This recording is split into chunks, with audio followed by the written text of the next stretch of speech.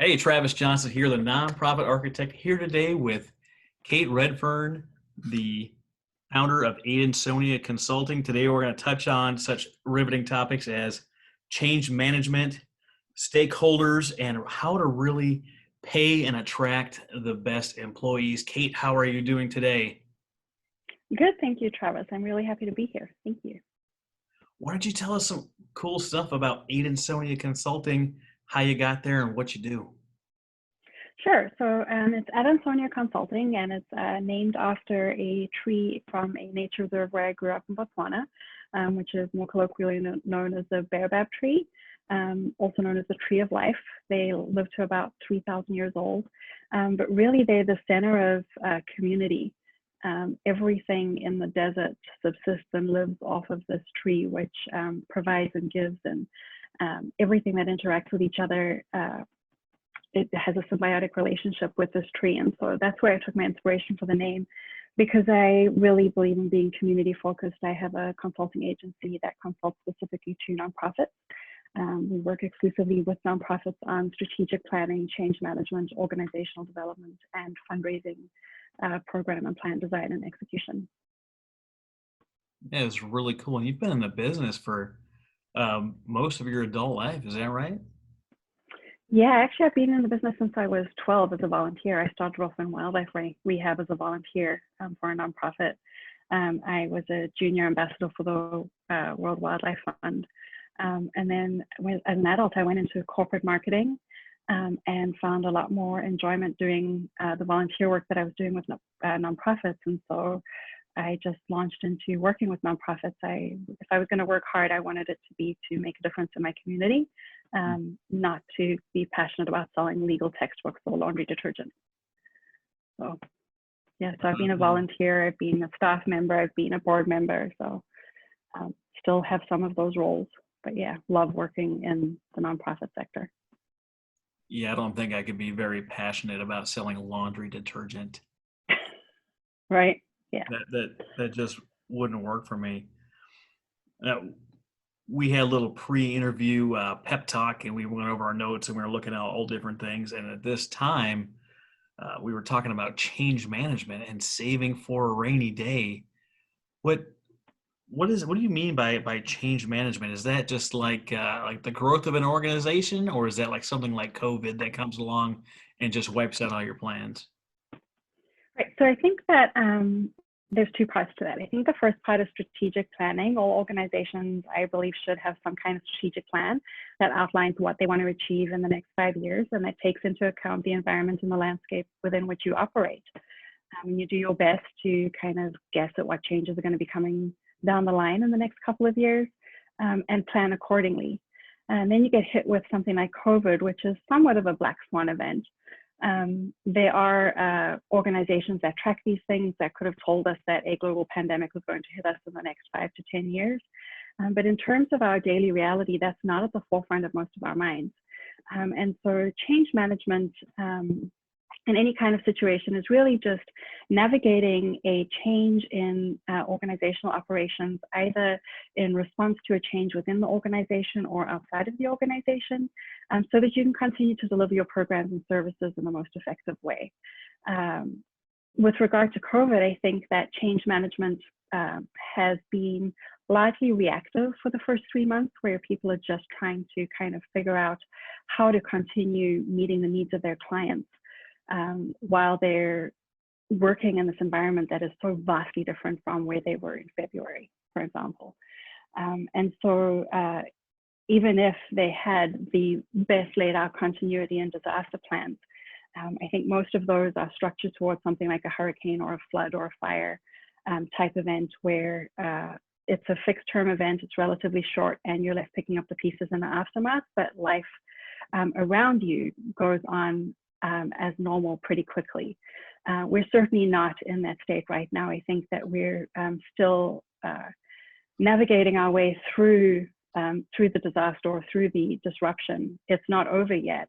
So thinking about how we deal with how we deliver programs and services after this pandemic is one thing, but a lot of organizations are still trying to figure out how they remain effective and stay afloat and remain sustainable through through this pandemic. And so it really becomes about navigating the changes and being proactive about deciding for yourself as an organization that you're going to lay out a plan for the next 12 months that involves input from all of your stakeholders who are affected, and figuring out how you're going to do that in the most proactive way possible, rather than continuing to try and do things the way that you've always done them with slight adjustments. That's not the most efficient way to do things. So really kind of focusing on what the outcomes are that you still need to achieve and how you can do that within the parameters of a lot of the things that we're dealing with right now. Oh, I definitely agree. You have to be proactive rather than reactive. But organizations are still out there delivering programs. They're still delivering, goods and services. They're still trying to raise money. But raising money has now shifted to largely an online event. And for those people out there that are scared to, they're just nervous about jumping into the online fundraising scene, what would you tell those individuals? I think that the fundamental tenets of fundraising have not changed. The way that we have to do it certainly, I think, has changed. And I think that this is a great opportunity for organizations that have not started investing in different types of fundraising to really get away from the transactional type of fundraising that is an in-person event, whether that's a golf day or a gala, where the donors get something in return for the purchase of their ticket and attending, with some fundraising and kind of a net profit from putting this event on, which delivers revenue for the organization, really to rather changing to a more transformational or inspired form of fundraising, where you are compelling your donors to give to the organization because they really believe in your mission. And the fact that they're not able to participate in an in-person event really doesn't matter to them or impact whether or not they're going to give. I think that I've seen a lot of panic around projected revenue losses from big events, specifically golf days, trivia nights, and galas. But I don't think that that's necessarily funds that are lost. I think that you just need to change the way that you're doing them. And that's not to try and put on an online event in place of an in-person event and try and recreate that experience online. I don't think that you're able to do that. I've seen some really good examples of people who have accomplished something along those lines. But I think it's a perfect opportunity to have the conversations with your donors about what the impact of COVID has been, not engage in crisis fundraising that kind of follows the line of, oh my gosh, we're in such trouble. If we don't get your help, we're going to be in even more dire straits and potentially close. But really focus on inspirational fundraising. So being transparent about how you're addressing the changes in program delivery, about how much your clients will need you, about how you're going to be serving them, and then developing the case for investment in that. It's a great time, I think, to push giving societies and also to increase your monthly giving profile. So having people sign up for $5 a month instead of $60 annually is somewhere to start for a lot of people who maybe don't have the funds to put out there. I think the greatest threat to fundraising right now is the number of people who supported organizations through smaller donations who are now unable to give because they don't have job security or they have lost their jobs. But on the flip side of that, I've seen other organizations benefit from people who have been able to work remotely, whose jobs are not under threat, and who've taken up the mantle and almost have a sense of feeling really fortunate to have not lost their jobs, seeing what's going on around them, and really stepping up in terms of knowing that organizations still need their support. So where they may not be going on vacation or they may not be going out to eat, they are instead giving those funds to nonprofits. There was a big drive with the stimulus checks for people who were still employed to donate some or part of their stimulus checks to different nonprofits, which was a successful campaign that I saw a lot of organizations undertake. So I think that there's an opportunity to really talk about how much work there is to be done, how much clients still need services, how you've positioned yourself to meet that need, and create an inspiring case to encourage your donors to see themselves as partners investing in changing the community rather than attendees at an event who are going to be asked to make a one-time donation. When I look at an organization, I hear the stories they tell and what they highlight and how they do this and how they've changed the narrative over time. I think it's really important to understand that uh, a great way to look at this is that the nonprofit is the guide or the channel that allows the donor really to be the hero in the nonprofit story. In the nonprofit story, that the donors swoop in really and save the day. The guys are there, the nonprofit is there showing them the way to do so, but you need to have that donor engagement really as part of the story and position them as the heroes, because without the donations coming in, there's nothing that can get done. And that's what we really need to impact those mission and those people that really need in this challenging time. Yeah, you've hit on a couple of things, a couple of keywords that I like that I think are really important. I do a fundraising messaging training class. I volunteer that for my local SCORE chapter. And one of the things that I talk about is getting away from what I call general passive indirect messaging and instead engaging in specific active direct messaging. And that really is about, the nonprofit is the one who does the work. Everybody knows that. But it's about taking an impact qualifier and connecting the donor directly to the outcome rather than connecting them to you as a middleman and the outcome of the client, and having those two kind of unrelated. So rather than saying something like $5 feeds, $5 donation to a feed pantry feeds one family for 2 days, you could say your $5 donation kept the bellies of 2 school children full so that they can concentrate on their studies and not the hunger pangs in their bellies.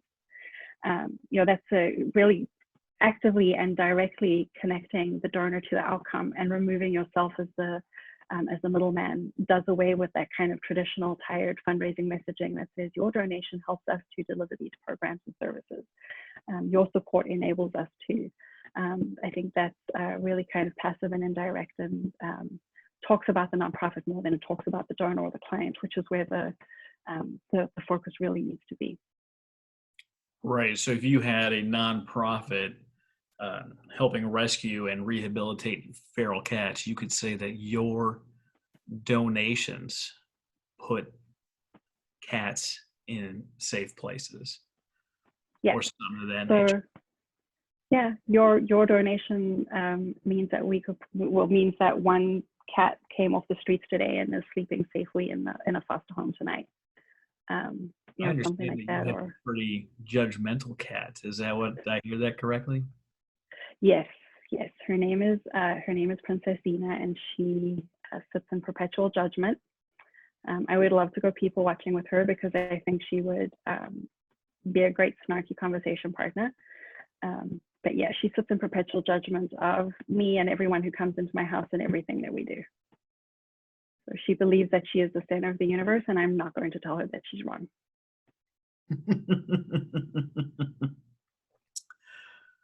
Oh, that's great. Yeah. We Most of spoke my cats earlier. be that way.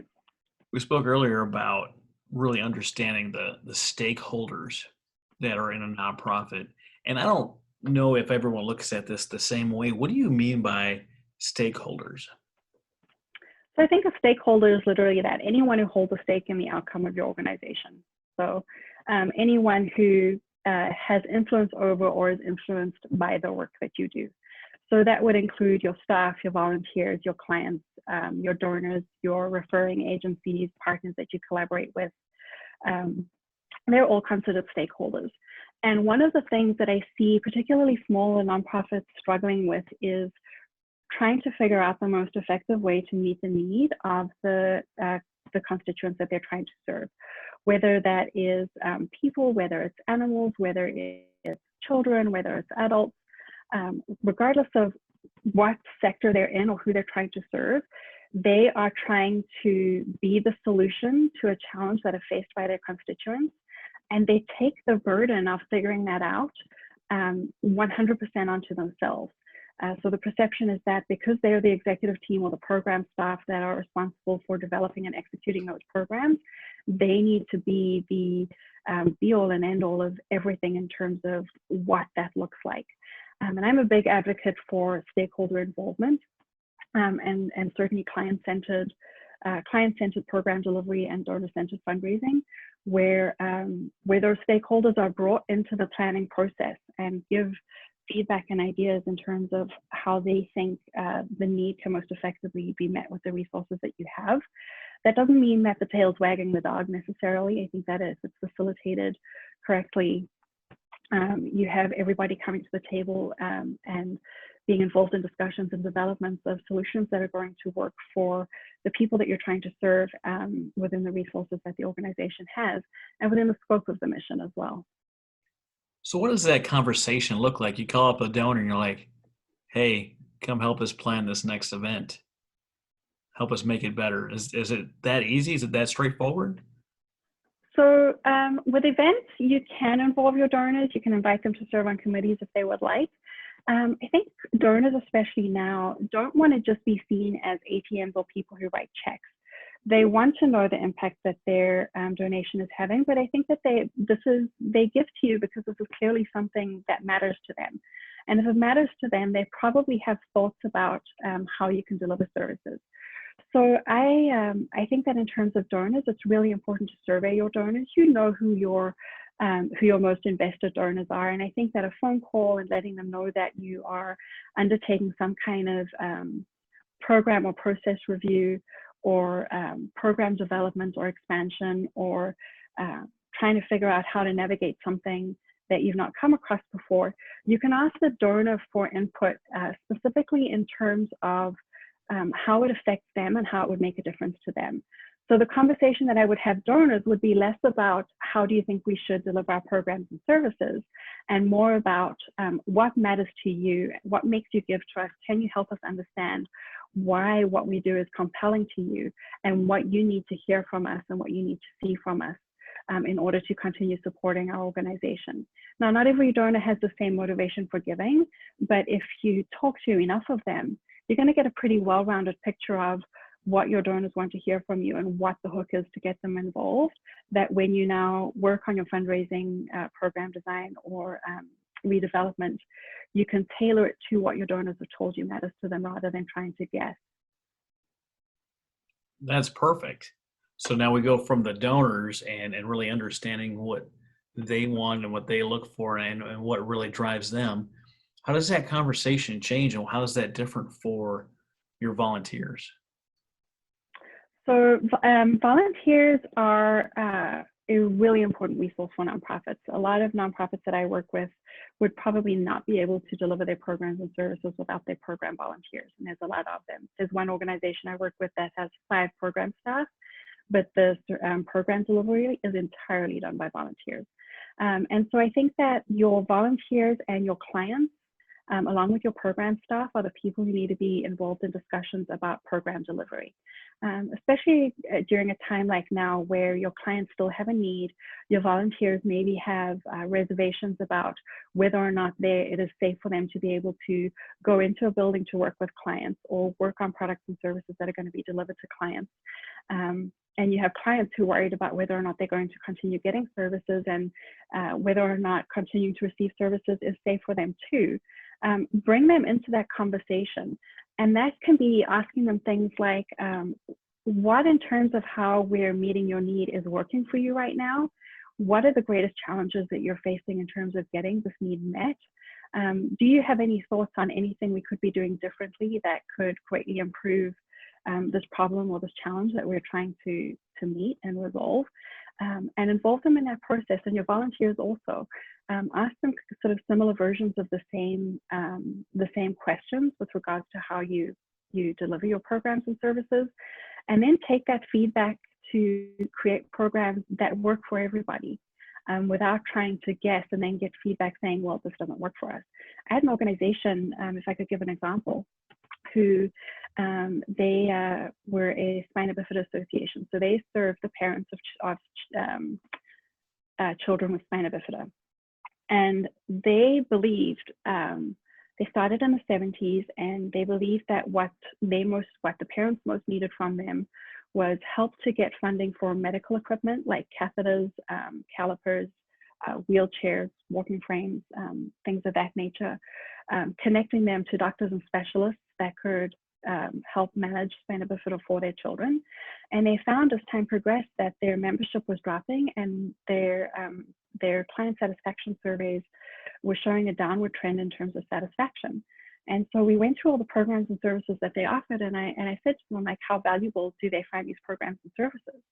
Like, well, we don't know. This is just what we've always offered. I'm like, well, what are they using and what are they not using? And they didn't know. And I said, well, I think that we really need to focus on how to give them the services that they need. What do they need from an organization that's supporting them? You need to find that out from your clients. And they said to me, how do we do that? I'm like, well, you ask them. And so we did some extensive surveying, and we found that they didn't need any of those things because with the advent of the internet, they were able to find a lot of information that they didn't before. Health insurance mostly covers the cost of the medical equipment they needed. What they needed more than anything else was two things.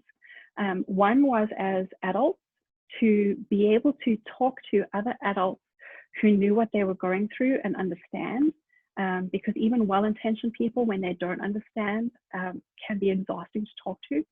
And they wanted somewhere where their children could go without to be involved in play and recreation without having to worry about whether or not somebody else would understand what they need. And so they arranged play dates and summer camps for these kids and support groups for the parents. And that involved date nights for the parents, where parents had a network of other parents that they could call to watch their children for them while they went on a date night once a month, so that they had time to be able to go out, but also know that their child was safe with somebody who knew exactly what they were dealing with. And it was as simple as asking them what they needed. I think that's fantastic. First off, great example and great story. You have to be able to understand what they actually need. It's one thing to provide something, but as you said, as that need changes, how does the organization need to change and overcome and figure out what really is going to meet the male and what they need? You had a very very polite and very diplomatic way of asking that. Now, if you're dealing with, say, a veteran organization, you'd be like, hey, bro, do our services suck or what? Yeah, you're terrible and you're ugly too, and you get different types of feedbacks. But then you moved into, finding people that speak the same language.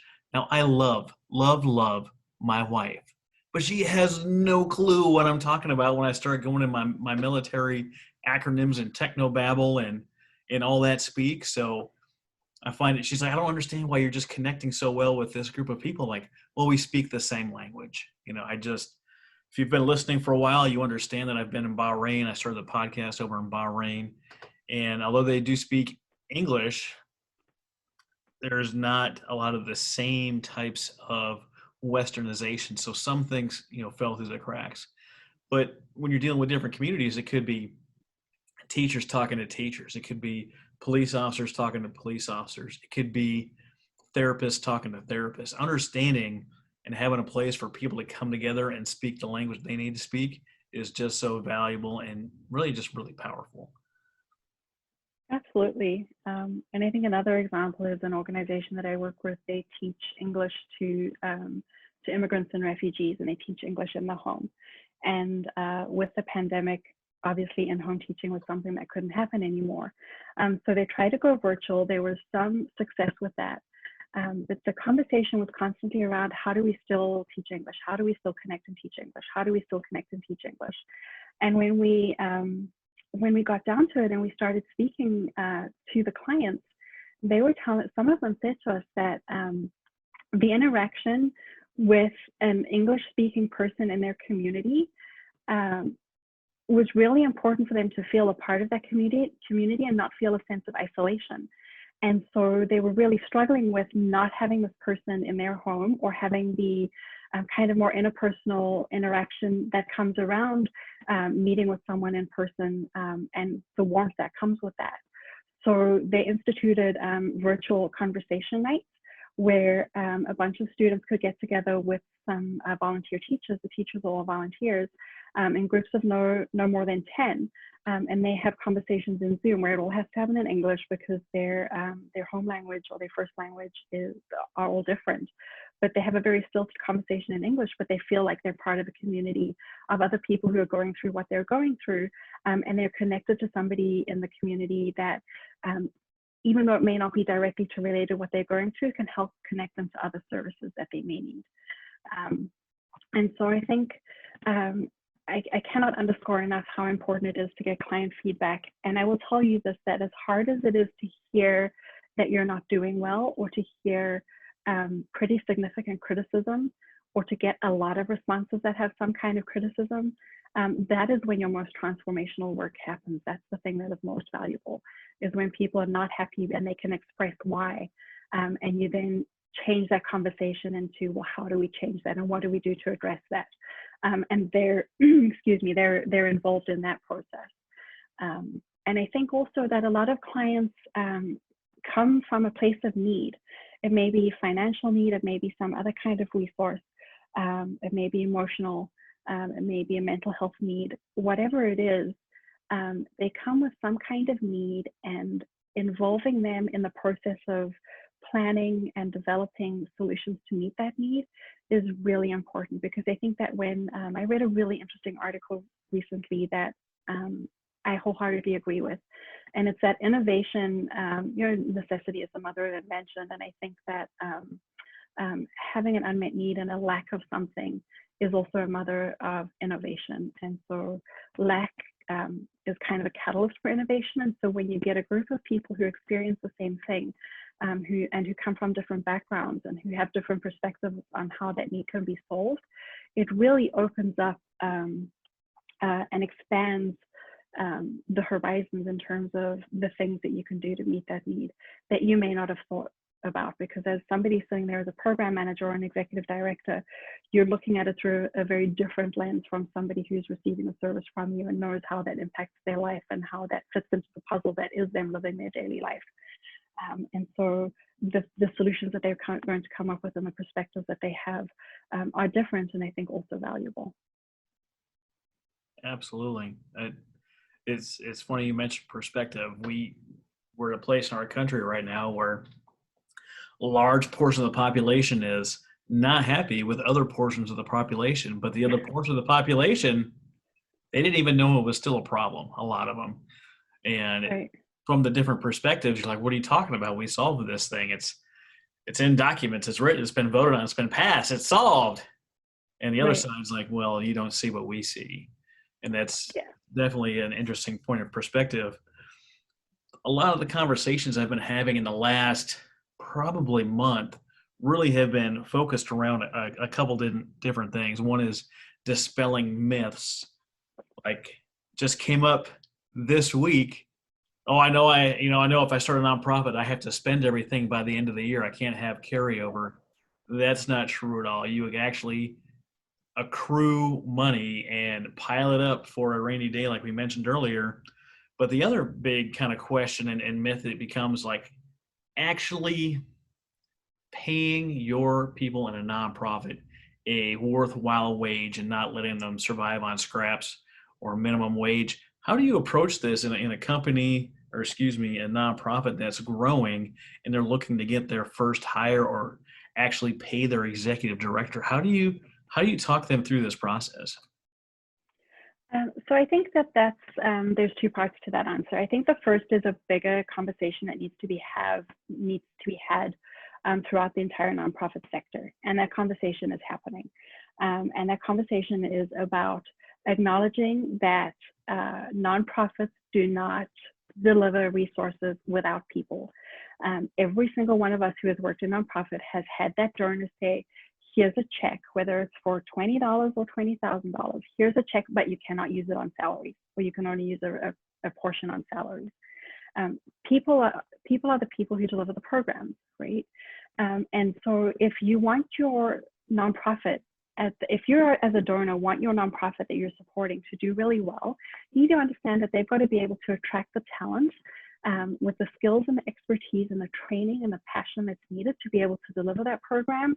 And you're only going to attract talent that you're going to retain if the offering is competitive enough for them to want to be there. Just because somebody works for a nonprofit doesn't mean that they have to work for minimum wage, or that they're not allowed to have aspirations to go on vacation or save for retirement or have good health insurance or take care of their children or live in a nice house.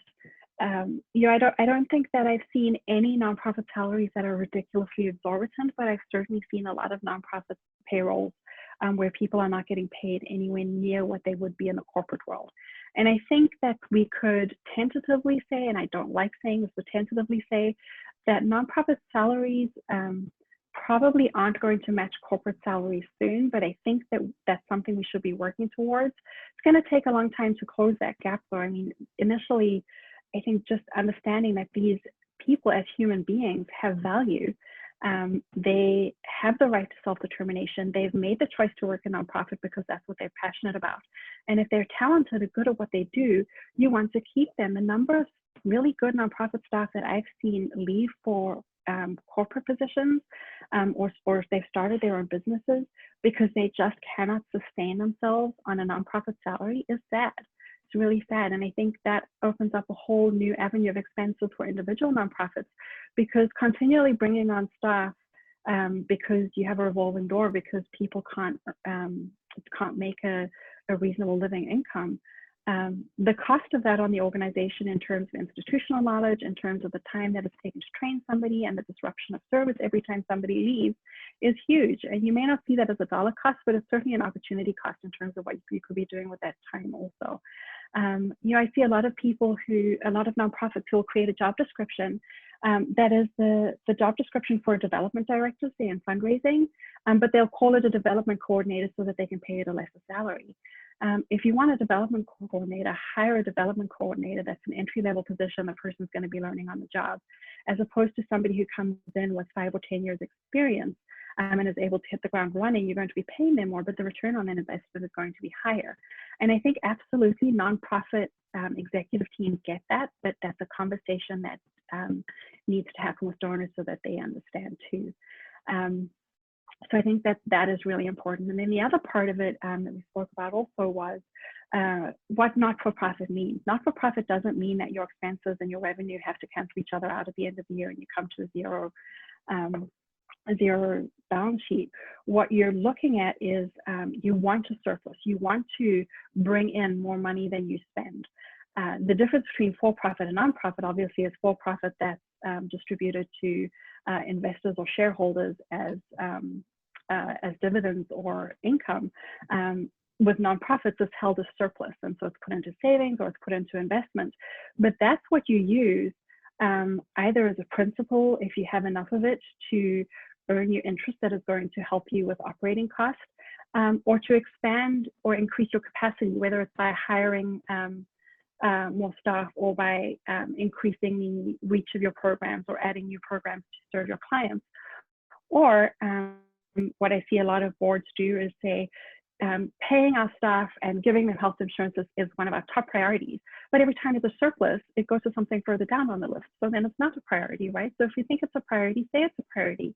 I've worked with a couple of organizations that have done staffing campaigns, salary campaigns, where they have specifically fundraised to add an extra program manager so that they're able to better deliver on their services. And if you articulate why you need that money to pay a salary, and you create a compelling enough case in terms of the impact that that can have, donors don't have a problem with that.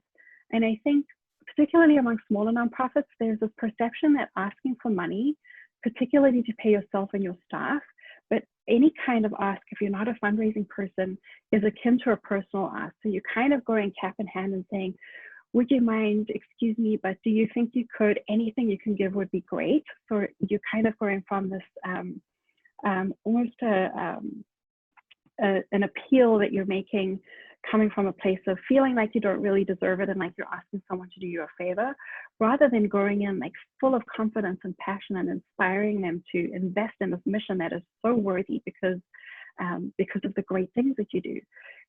As people, we work for these organizations, we know that. So let's speak with what we do about what we do with pride and with reverence and with passion about why this is important to us, so that it becomes a conversation about investment and not a conversation about charitable donation or doing us a favor or kind of throwing us some change and we'll take whatever we can get. And a part of that conversation is salaries. when you talk to your donors and when you talk to your boards and your executive staff too.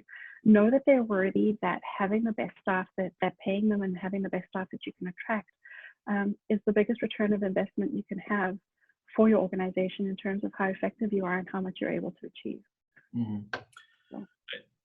For those listening that still don't agree with Cate and I and how we're looking at this, just look to the NFL. Up and through 2015, the NFL was a nonprofit. You have a team and your lead running back has got traded away and you want to bring in some good quality talent. You're not going to bring in the 38-year-old broken down running back who was a number 2 the whole time. You are going to spend the big bucks and get yourself the top free agent running back to really bolster your team and do good things. It doesn't do you any good to bring in the old guy to hope to maybe get a couple of yards. You want to win. You want to deliver your services. You got to bring in the best running back to make this thing happen. If you go out and you want to hire a consultant to help your nonprofit get stronger, me, Cate, or anyone else that we've had on the show, you're not going to want someone that's been doing this for 6 months and doesn't have any nonprofit experience. You might like their price tag, right? Oh, I've only got to pay $25 for this service. Well, great, because I've got 26 and I can make that happen. You know, you hear some really quality nonprofit consultants out there, you hear the price tag associated with them, and you're like, I don't know if I can make that happen. Well, first off, you don't have to say yes.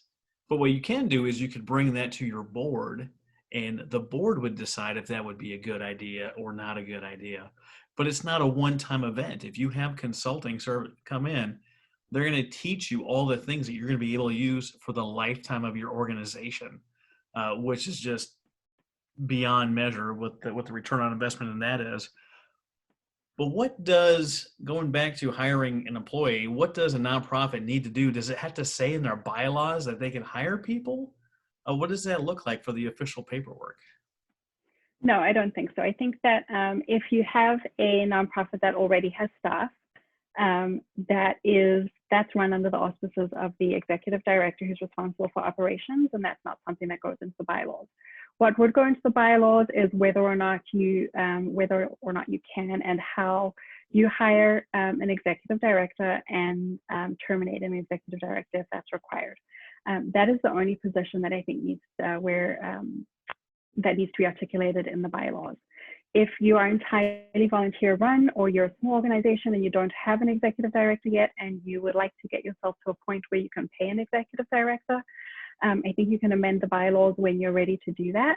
And that would be your standard hiring and firing language that you would put into your bylaws for an executive director, as well as kind of what the performance review interval is, and who conducts the performance review and how that's communicated to the executive director, and what performance improvement, if any, is required, is managed. That can all go into the bylaws.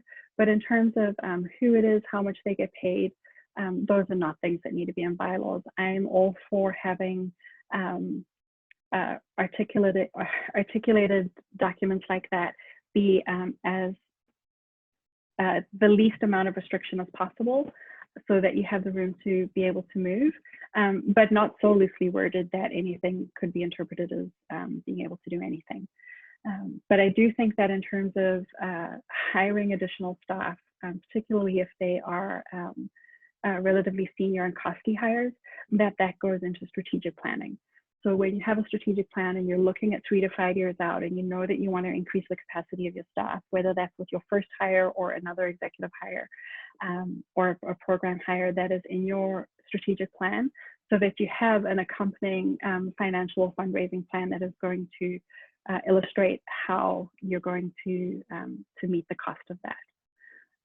And meeting the cost of giving health insurance to your employees when you haven't before, or giving them a 5% raise to give them a more competitive salary. That is approached in terms of fundraising as anything else that you do at your organization, whether it's a special project or it's operating cost that gets incorporated into your budget.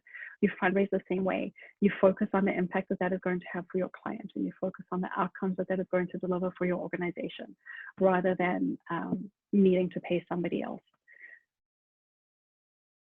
that's how you create the compelling case for it, I think. Absolutely, Kate.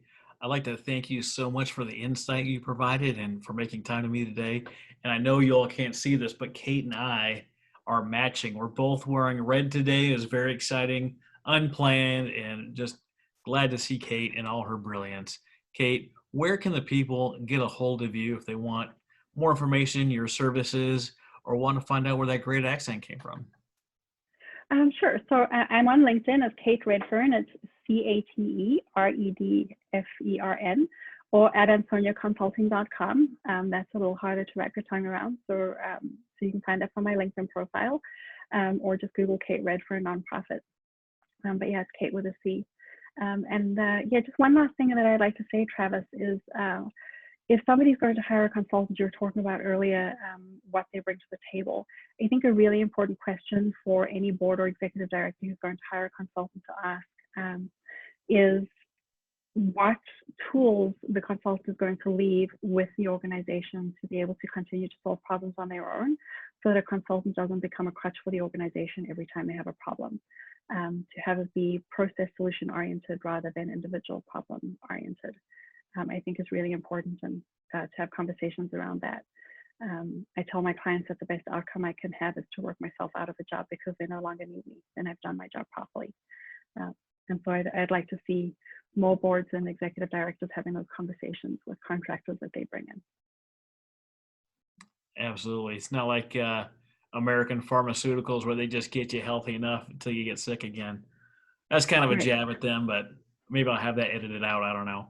But thanks for being on the show today. Glad to have you. If you're listening to this, hey, share, like, rate, review, all that fun stuff. And you're interested in having conversations like this in a roundtable format or a mastermind, send an email to nonprofitarchitect@gmail.com with the title of your email saying mastermind. Get on this. We're launching soon. More to come on our site. Thanks, Kate, and thank you all. Thank you very much.